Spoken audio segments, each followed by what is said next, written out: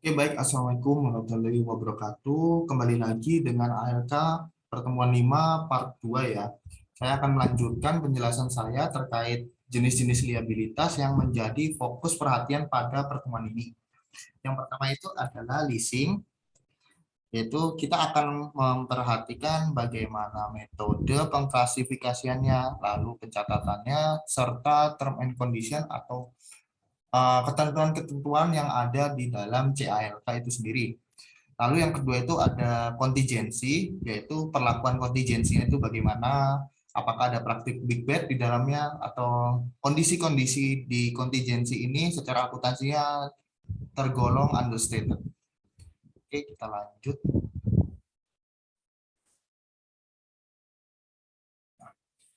Nah, yang pertama itu leasing. Apa itu leasing? Leasing adalah perjanjian kontrak antara pemilik atau lessor dengan penyewa yang disebut lessee yang memberi hak kepada lessee untuk menggunakan aset lessor selama masa sewa. Lessee akan membayar sebesar minimum lease payment atau MLP. Ini bisa disebut juga cicilan per periode yang sudah ditentukan ya per termin pembayarannya. Oke, kita lanjut lagi. Nah, leasing, masalah apa yang ada dalam sewa ini? Yang pertama itu kontrak sewa yang tergolong kompleks. Terus yang kedua itu BPO, adanya BPO.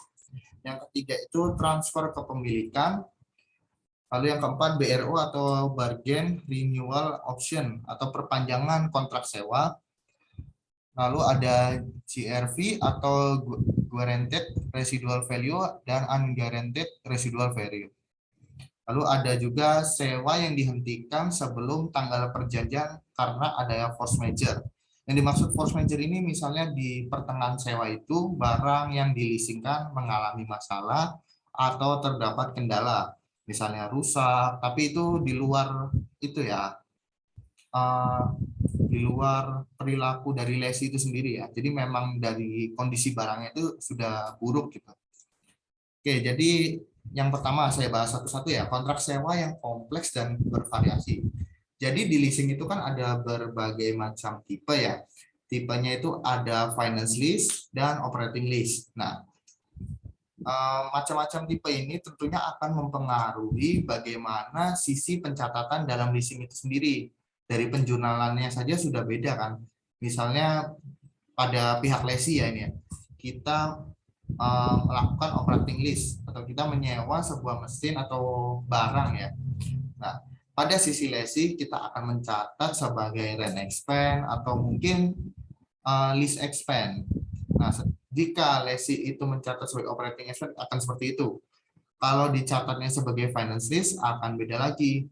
Maka lesi akan mencatat yang namanya right of use asset. Right of use asset.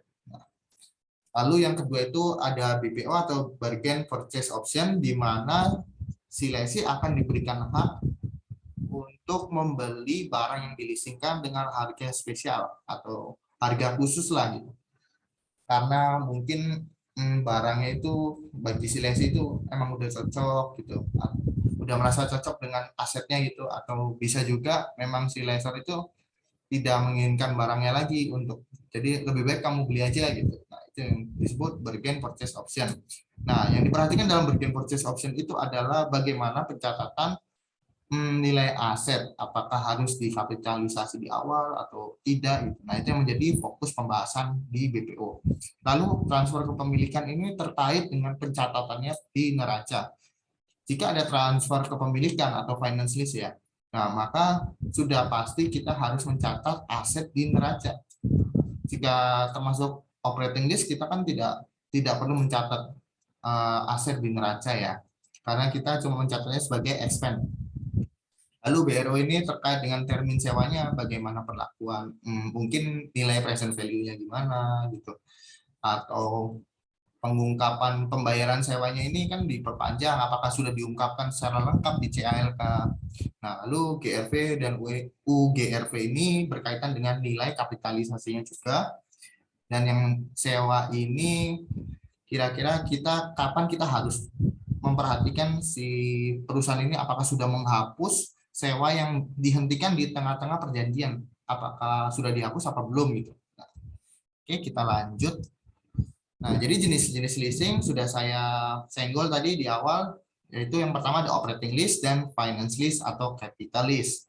Nah, pada intinya operating lease itu cuma pakai doang, habis itu dibalikin. Jadi tidak ada transfer kepemilikan antara lessor ke lessee. Dan cuma dicatat sebagai lease expense atau rent expense. Oke. Nah, lalu pada finance lease atau capital lease itu terjadi pengalihan risiko dan manfaat, di mana lessor akan mencatatnya sebagai penjualan dan transaksi pendanaan.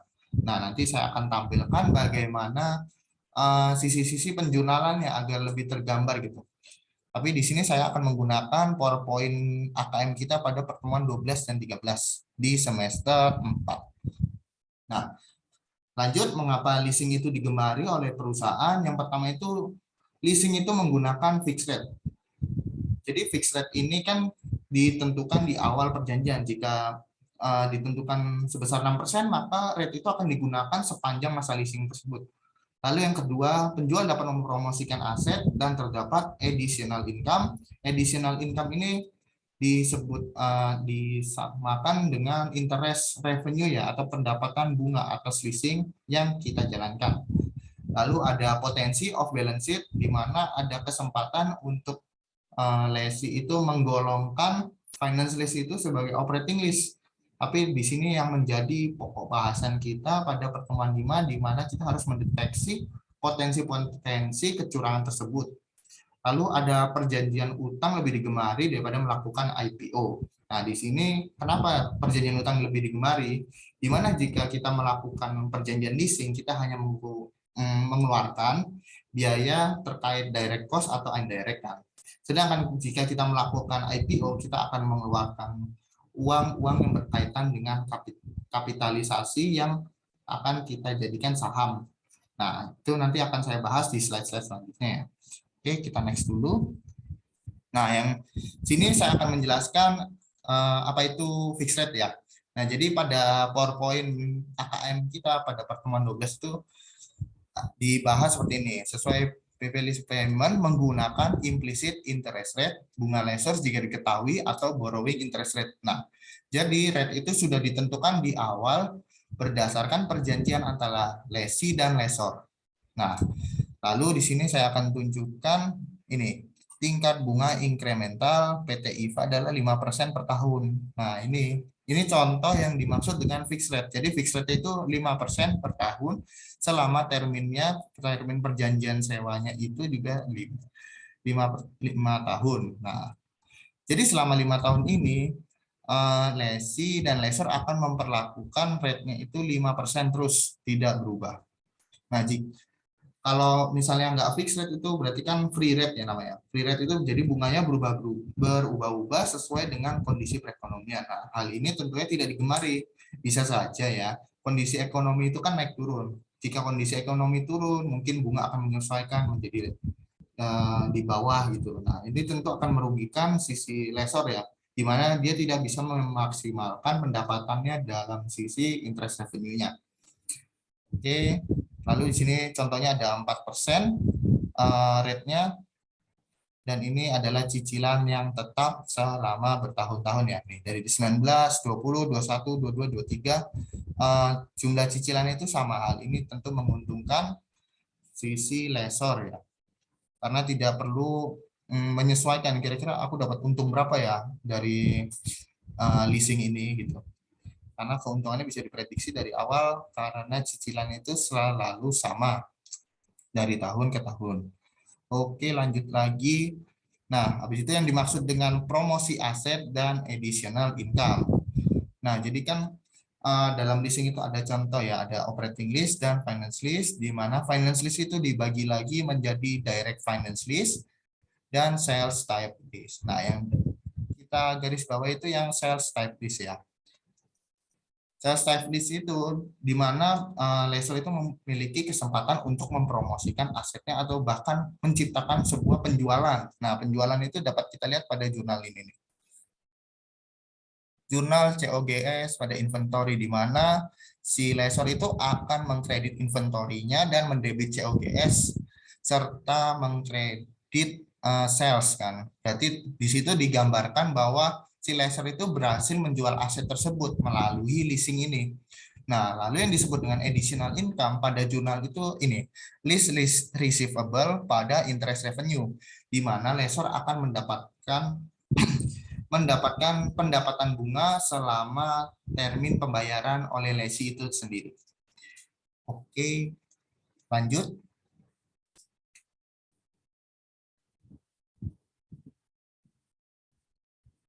Nah, lalu ada potensi off balance sheet atau mengeluarkan akun-akun tertentu pada neraca.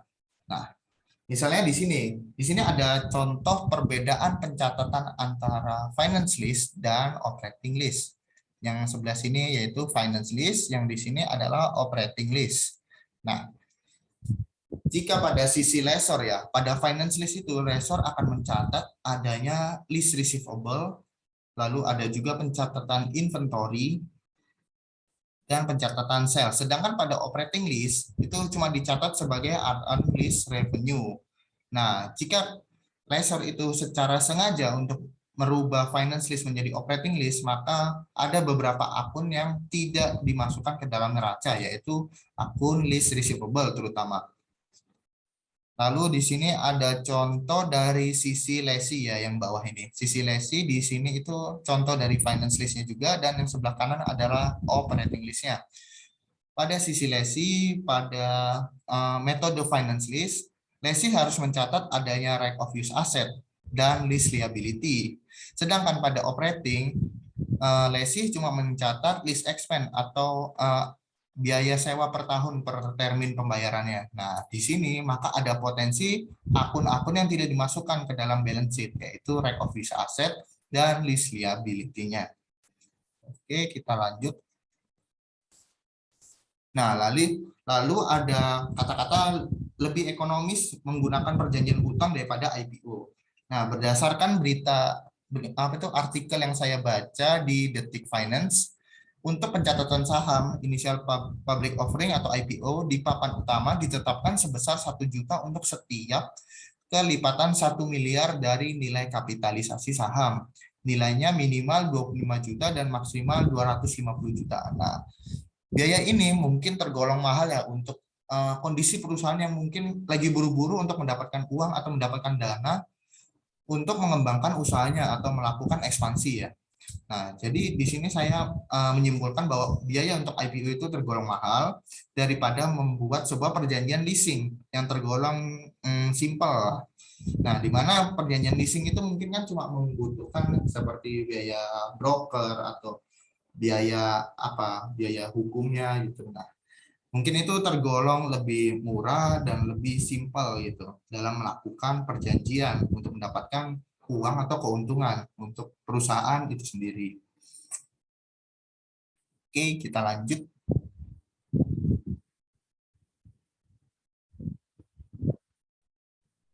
Lalu ada analisis list. Jadi yang pertama itu kita harus memperhatikan bagaimana kondisi liabilities dari suatu perusahaan. Apakah dia understated karena adanya perubahan pencatatan atau kesengajaan dalam merubah pencatatan. Lalu yang kedua itu bagaimana pengakuan bebannya, apakah sudah sesuai. Lalu yang ketiga itu understated beban depresiasi dan beban bunga, apakah terjadi di laporan keuangan tersebut. Nah, kita lanjut dulu. Nah, di sini saya akan jelaskan kondisi liabilities dan pengakuan bebannya itu apakah understated atau tidak. Nah, jadi di sini saya menyimpulkan kondisi liabilities dan pengakuan beban yang understated atau adanya pencatatan yang kurang itu karena perbedaan metode finance list dan operating list. Nah, ini yang menjadi celah bagi perusahaan untuk mempermainkan sisi akuntansi dan justru itu membuat laporan keuangan itu tampak lebih cantik gitu. Nah, misalnya ini saya ambil kasus dari sudut pandang lesinya. Lesi menggunakan finance list itu digambarkan jurnalnya seperti di sebelah kiri ya, di mana kita harus mencatat right of use asset pada list liability. List liability ini kan liabilities ya, liabilities. Nah, jika lesi mencatat menggunakan finance list, maka lesi harus mencatat sebuah list liability atau liabilities yang tinggi dibanding dia menggunakan operating. Operating saya sajikan di kanan, di mana lesi itu hanya perlu mencatat list expense, di mana di sini kan tidak ada unsur-unsur liabilities ya, tidak ada unsur liabilitiesnya. Nah, di sini yang menyebabkan laporan keuangan lesi itu utangnya itu tampak lebih rendah, dan itu kalau di rasio ini tentu yang akan mempengaruhi ya nilai rasio, terutama debt rasionya, di mana liabilities itu akan lebih kecil kan, maka akan tampak perusahaan itu bagus. Oke, kita lanjut.